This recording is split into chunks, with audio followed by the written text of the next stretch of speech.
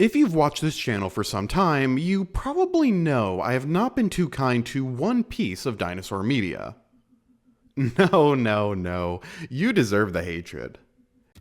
Yeah, that's the one.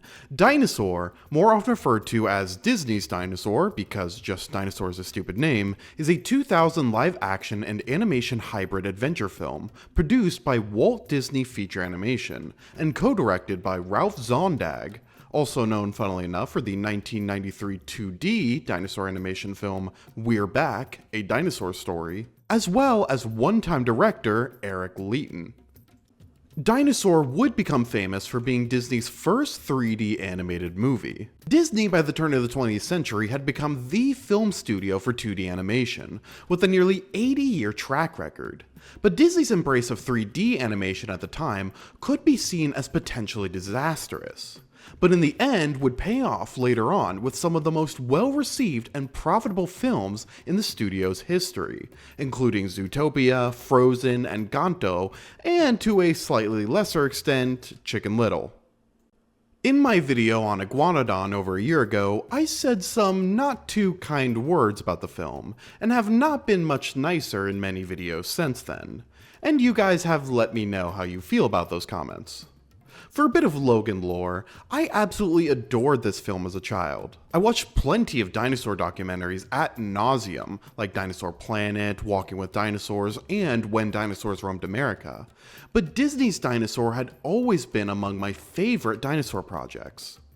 But over time, I gradually watched the film less and less, and internet discourse, for the most part, seemed to loathe the film. So I guess I kind of just convinced myself that it was never actually that good. But after hearing your guys' outcry of love and respect for the film, I felt it only fair to give this movie another chance, and see if it could rekindle my love for this childhood darling. So I sat down, loaded up Disney Plus, and yeah, I still didn't like it. I mean, I was definitely a bit harsh in my Iguanodon video and did play up my distaste just for the bit and for comedic effect, but let's just talk about the movie to explain my thoughts. Everyone counts. To give a short summary of the film, Disney's Dinosaur stars Aladar, voiced by D.B. Sweeney, an Iguanodon, shameless plug, who is left orphaned after a vicious Carnotaurus attacks his mother's nest, leaving him alone to be carried off to an island of lemurs. These lemurs, including surrogate mother Pleo, voiced by Alfre Woodard, gruff grandfather Yar, voiced by Ozzie Davis, wisecracking Zinni, voiced by Max Casella, and younger sister Suri, voiced by Hayden Panettiere, take in the young Aladar as he is raised on their secluded island. However, after a meteorite crashes nearby, the island is destroyed, leaving Aladar and his lemur family without a home and left to contend with the dangerous world beyond the island. Eventually, they run into a herd of dinosaurs led by hardened leader Crone, voiced by Samuel E. Wright, who, alongside his sister Nira, voiced by Juliana Margulies, and Enforcer Bruton, voiced by Peter Siragusa, the herd is migrating to a nesting ground, said to be flush with vegetation and safe from predators. After befriending elderly pair Baleen, an enormous Brachiosaurus voiced by Joanne Plowright, and Ema, a slow-moving Strachosaurus, shameless plug, voiced by Della Reese, Aladar and his family choose to join the herd, and must help protect his new friends as dangerous hunters stalk their every move, pushing Aladar to become the leader he was always meant to be. If it were not obvious, with its unrealistic plot and paleontological inaccuracies, Disney's Dinosaur is not meant to be seen in a documentary style or factual light, and as such I will not be judging it in that light. I don't expect you to teach me anything. It is designed for general audiences as a strictly entertainment product. Critics, even at the time, would be mixed in their reception of the film. While it was almost universally praised for its animation and visuals, many would criticize its plot and characters, arguing the story was too generic and simple, and the talking characters detracted from the realistic visuals. Audiences would seemingly overlook these flaws, resulting in a $350 million global box office intake and a top-selling home video release. And against a $127.5 million budget, the film was considered a modest success. Personally, I have a number of significant issues with the film. I don't know if I would go as far as calling it bad. If anything, I can see why I used to enjoy it so much. But for me, as of now, it is really just boring. But before I start dissecting it, I think it's only fair to highlight what I really like about the film to give it the credit it deserves. One part of this film I have nothing but praise for is the score, which isn't a surprise if you know who composed it. James Newton Howard was solely responsible for composing the film. If you haven't heard this name, he's a prolific composer, working on a number of other Disney films like 2002's Treasure Planet and 2021's Raya and the Last Dragon. But is probably better known for composing every Hunger Games film, a bunch of M. Night Shyamalan films like 1999's The Sixth Sense, and co-composing the Dark Knight trilogy, alongside equally prolific composer Hans Zimmer. The work he does in Dinosaur is just fantastic, which I unfortunately can't play for copyright reasons, but I highly recommend looking up the score for this film. Critics often gravitate to The Egg Travels for obvious reasons. The slow, mischievous build-up into that soaring choir is just class. But there are plenty of other great compositions throughout. The action scenes with the Carnotaurus or the Raptors are expertly elevated with the use of percussions and brass, just shooting the suspense into the stratosphere. And others, like the mating ritual, utilize their choir brilliantly. Oh, this man killed it! The sound design as a whole I don't really have too many complaints for. A lot of the animal cries sound pretty great. I never realized just how much some of these cries, like the iguanodon or the lemurs, really stuck with me since I was a kid. Another element of this film I was quite surprised by was basically everything involving the Carnotaurus as a whole, who serves as the main antagonist, aside from obviously Crone, to the herd. There are obviously anatomical issues with this Carnotaurus from a paleontological perspective, but as I mentioned, I don't expect this movie to have to be restricted by science and research if it works in the film's interest. And it really does here. The cinematography does a great job showing just how imposing and dangerous these things are. And I really think this is one of my favorite Carnotaurus designs in all of media. The spikes all along its body, back, and tail make this thing look even more dangerous, and that blood red coloration on top adds a pop of color that really helps it stand out against the background. Another choice I like is that they choose to have none of the predators speak in the film, which was definitely for the better. It has them come across more as a force of nature than some mustache-twirling villain, which is all they really need to be. And I'm genuinely shocked just how intimidating Disney was willing to let the Carnotaurus be. Like, not only does it kill and eat dinosaurs on screen multiple times, at one point they literally drag a herd member as he yells and struggles, where he's then killed and eaten, all in front of Bruton, who is then attacked himself. Like, dang, modern Disney would never let this kind of stuff slide today. The film as a whole is actually surprisingly mature for a Disney children's film. Characters get bloodied after fights, multiple carcasses are shown and eaten, albeit mostly off-screen, but as I just highlighted, not always. And even main characters are killed off and shown dead. All these factors pair very well with the realistic presentation to make the film almost feel gritty in a way, which makes the characters' struggle and desperation all the more compelling. Unfortunately, that's mostly it, so let's get into the meat and potatoes of the video. We're going to make it! In all honesty, I had no issues with the first roughly 20 minutes of the film. The cold opener is well shot and establishes the world quite well without any words. The entire egg scene, backed by Howard's excellent score, is great and has some downright gorgeous shots of the landscape, really showing just how good the cinematography can be. And even most of the stuff on the island is honestly pretty good. I really like our introduction to Pleo and Yar. It does a great job of establishing who these characters are, and their banter is genuinely charming. The whole mating tree scene is kinda just filler if I'm honest, but it really is carried by Howard's score once again. And the destruction of the island is done exceptionally well. The music adds so much intensity to the whole affair, and the use of almost blinding white lights to amplify the oncoming flames only further adds to the suspense. My issues really start once the family lands on the mainland, as I think this is where the flaws in the plot really start to show themselves.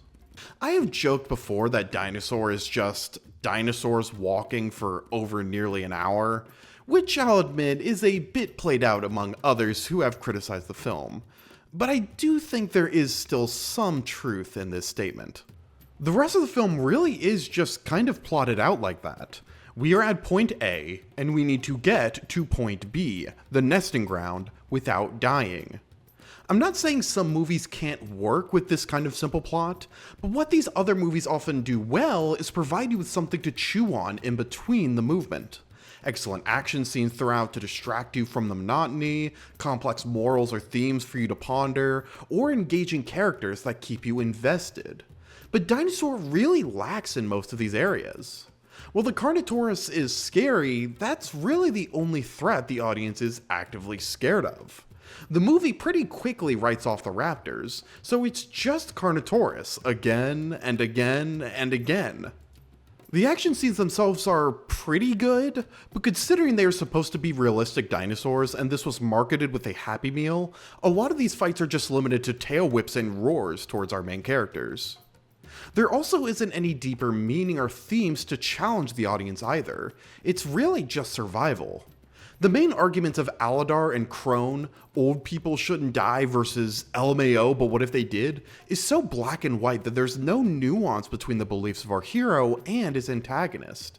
There is a right choice because friends stick together, and a wrong choice because dying is bad. Furthermore, as we'll expand on later, the characters are really one note. No one has really any deeper layers. There is virtually no development for almost anyone, except for one character we'll get into. So I don't want the Granny Brachiosaurus to die, but I'm not spilling my popcorn bucket at the edge of my seat waiting to see if she lives. There's some solid scenes from this section of the movie. Like I said, basically everything with the Carnotaurus are pretty cool, and most of the stuff in the cave is solid, with some genuinely decent character moments and great suspense. And even the final standoff with the Carnotaurus I think is pretty well done, and effectively ties together the one kind of complex theme the film has, of being stronger together than apart. But a lot of this movie really suffers from dreadful pacing, and it really does crush my enjoyment of this film. Maybe there are some select scenes I may watch on YouTube every so often, but nothing that grabs me and makes me want to re-watch most of this film. The strong will survive. We'll win together. Aside from the pacing of the plot, the characters are probably the weakest part of the movie for me. I've seen some online claims the movie would work better without any dialogue, pointing to the effectiveness of the opening. Personally, I don't really agree with this sentiment.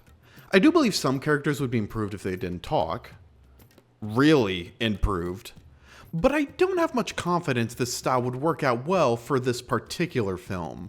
No disrespect to the director's or animator's own abilities, but to accomplish this kind of style well, you really need much stronger set pieces to keep the audience engaged, and expressive animation that can get across the emotions and thoughts of a character without the need for words.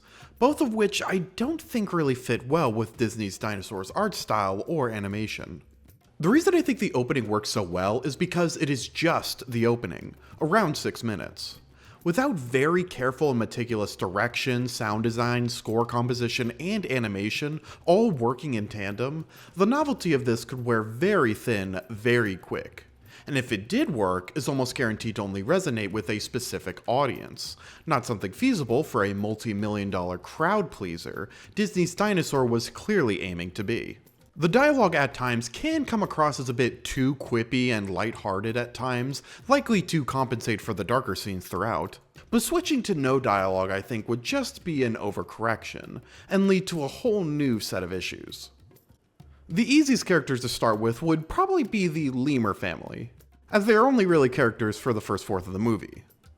As I mentioned before, I actually quite like the character dynamics and banter of the Lemur family on the island. But after the island is destroyed, the family just kinda stops being plot relevant.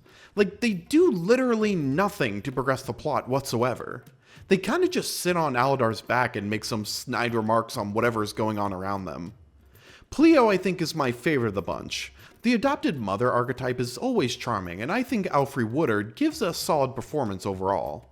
She also is the only lemur to actually have a scene with any impact on the plot, where she shows compassion to an injured Bruton, and talks about fate and hope relating to Aladar. Why is he doing this?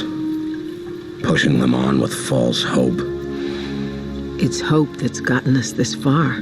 This scene, I think, is the closest the film gets to exploring deeper concepts, which I think does deserve some recognition and praise. Yar is kind of a weird one. His first introduction seems to set him up as a traditional disapproving father figure in the vein of something like Kerchak from Tarzan, who is interested in protecting his own family at all costs, and considers any outside change as a threat. But they kind of drop this angle pretty quick, because I guess baby Aladar is cute and P is funny, and off-screen he completely accepts Aladar as his son. For the rest of the movie, he's kind of just an old man who makes old people jokes with Ima, which is kind of charming, but again, not really anything. Speaking of nothing, Suri is absolutely nothing. She has like 2 scenes where she does anything and you could completely cut her from the film and it would flow almost completely the same. So moving on. The final member of the family is Zinni. I do not like Zinni. Zinni is meant to be the quirky, wisecracking, out-of-touch ladies' man, who's meant to be most of the comic relief for the film. His dialogue isn't awful per se, but I don't think I laughed a single time from anything he said. I don't really blame his voice actor, Max Casella, who I think actually has some funny deliveries and has proven himself to be an excellent voice actor in the past, but the script just isn't that funny. His obsession with getting a girl and his insistence in knowing how to get Aladar the girl wears thin really fast, and that's almost half of his dialogue and his only real running joke. Other than that, he just makes a few quips about Yar and Ima being old, or Crone being a grumpy weirdo. Speaking of, Ima and Baleen are just okay. They are honestly more of a plot device than anything, giving Aladar some reason to have any emotional attachment to the herd. Ima is your typical sassy grandmother, and Baleen is meant to be more of a gentle and softer grandma, I guess. Aside from one good monologue Baleen has towards the end about Aladar making her feel needed, these two are just kinda serviceable. Earl is also there. I don't know why he's supposed to be a dog when every other named dinosaur can talk, but I guess it's just supposed to be a goofy Pluto situation. Just don't question it. Bruton is the only character who actually goes through an arc in the film, and arguably is one of the better characters in the film for it. Yes, that is the bar we are at for a good character. He starts out a pretty generic enforcer, following Crone's orders for keeping the herd moving and agreeing with his mentality of survival of the fittest, that it is the weak's fate to die as to not slow down the strong. But after being injured and cared for by Aladar and his friends, who he once considered weak, he learns that fate does not decide one's future, but instead, it's the choices you make yourself. And Bruton makes the choice to sacrifice himself to protect those who cared for him. In a vacuum, this is a well-written and emotional arc. But 2 things. 1, Bruton was barely a character to this point. He collectively had maybe 10 lines before this, and they were mostly just, Crone is in charge and we gotta keep moving. We didn't know enough about him or have any investment in him for this sacrifice to hit hard. And the development he does have happens literal minutes before he is killed. So it's not like Bruton had time to prove his new mindset, and give the audience an opportunity to change their own opinions on the character. And 2, his death doesn't really change anything. Seemingly this sacrifice didn't even hit Aladar and his friends too hard. They find his body and hang their heads low in sadness, but less than 2 minutes later in the film... Okay, let's do it again. I spy with my little eye. A rock. You got it again! You would think this death would come up to Crone as evidence of why he's a bad leader, or impact Crone personally to help him realize the error in his ways. But no, Aladar never brings it up and the film just keeps moving like nothing happened. Nira may just be one of the most generic female love interests I have ever seen in a movie. She has virtually no characterization and just kind of latches onto whatever male character the script needs her to be latched onto. She just bounces back and forth between Crone and Aladar seemingly on a dime, writing off the terrible leadership of her brother as just, it's complicated. She does show some initiative of her own in the last few minutes of the film, where she stands up to her brother and protects Aladar, as well as chases after her brother as he is followed by the Carnotaurus. But again, it's literally in the last few minutes. She also just has no chemistry with Aladar. I'm sorry. The most these two shared is drinking out of a muddy puddle together. Probably just as muddy as their relationship is going to be with kids in the picture. Juliana Margulies also gives a pretty flat performance overall. But again, I more blame the script for giving her nothing to work with, rather than being any mark against her own talents. Crone, I believe, is the character with the most missed potential. In his introduction, he quickly establishes himself as a hardened leader, believing in the survival of the fittest at all costs, and that the weak will just burden the strong. I think this motivation could work for the world we are shown. We have seen multiple times just how brutal and unforgiving this world is with the Raptors and the Carnotaurus, so while it would appear harsh to audiences and especially Aladar to abandon those he considers weak, in a twisted kind of way it could be seen as a necessary evil to ensure the safety of the rest of the herd. The problem is that Crone is not portrayed in this way. He's just kind of a grumpy, out-of-touch bad guy who is bad because he is bad. We aren't given a reason why he believes this. Any kind of backstory would instantly add depth to his character for why he believes this. Maybe it was his father who was a previous leader trying to live up to his name. Maybe it was something like losing his mother showing him that being soft costs lives, or something along the lines of a cult-like devotion to the traditions of the herd. But no, the most we are given is the implication that he just likes being in charge and that he's selfish and self-serving. This works for creating conflict, but again, when this movie is desperate for any kind of richer themes or complex motivations to add some amount of depth during the nearly half hour of just walking, this is such a missed opportunity. The most it does is make the audience go, I hate that guy, and that's it. Aladar, of everyone in that herd calling out Crone, is also pretty rich. He lived on an isolated island with no leadership experience, and his only motivation to challenge him is old people dying is not cool. Thanks, Aladar, really challenging the status quo there. Aladar has only just learned how cruel the outside world is, and this could be a great opportunity to challenge his beliefs, where Crone calls him out for his naivety, adding some self-doubt in Aladar, while further proving just how diluted and ingrained Crone's beliefs are. But instead, we just get a boilerplate bad guy with no redeeming qualities. His whole ending doesn't even make sense for his character. After discovering the previous path is blocked by a landslide, his plan is to just go up the mountain. One, it is obvious that it is practically impossible for anyone to climb, including you, the quote-unquote strong, so the plan is just dumb. And two, it's not like you are devoted to this one path or the traditions of the herd. And at this point, he doesn't even know the Carnotaurus is hot on their trail, and he had been proven wrong at the watering hole when it was empty, so it's not like the herd would suddenly rise up because they had to change plans again. But when the Carnotaurus does appear, his plan is to just still go over the mountain. Why would that be Crone's first choice? Didn't he say that it's survival of the fittest? Wouldn't he rather fight the Carnotaurus to try and reassert himself as the strongest and die for his hubris? Okay, so his whole reason for leading the herd was selfish, and the survival of the fittest was just a front. But when the herd unifies behind Aladar to stand up to the Carnotaurus, rather than sneak away with the herd for his own survival and have some sniveling excuse, or simply stand his ground alone and, as Bruton put it, accept his fate, he just runs up the mountain anyway. Why? Fighting was clearly never his first choice, since he would send Bruton out scouting before himself, but he clearly proved he was willing to fight for his own authority and survival at the watering hole. So, in the end, Crone is not some complex, grizzled leader doing what he thought was right for the herd for better or worse, or even a self-serving narcissist willing to do whatever for their own survival, but just a hypocritical, petty idiot who would rather die than follow logic if someone else thought of it first. Great. And then there's Aladar. Oh, sweet Aladar. Aladar is not a character.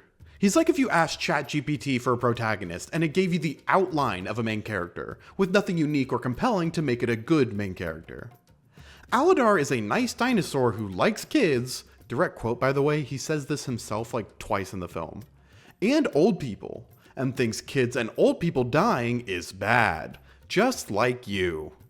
He just lacks anything that is compelling or makes you want to root for him. He's just white bread. I get this is supposed to be a hyper-realistic environment and he's just a dinosaur, so you can't expect some soap opera style backstory for him, but the script just gives him nothing. He has no flaws, no real motivations beyond don't die, and no complex relationships beyond you are my friend and you are not. Again, I feel like highlighting his upbringing or developing further conflict with his lemur family versus the herd could add some type of drama and complexity this film is desperately needing. But as it is, Aladar might be one of the most generic and nothing characters in the entire Disney pantheon.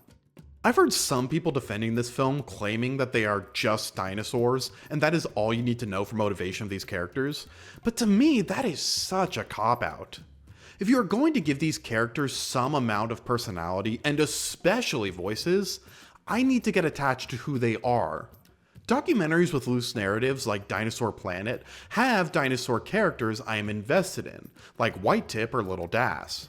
But I'm not invested in them because I want to know the nuances of why the velociraptor hunts.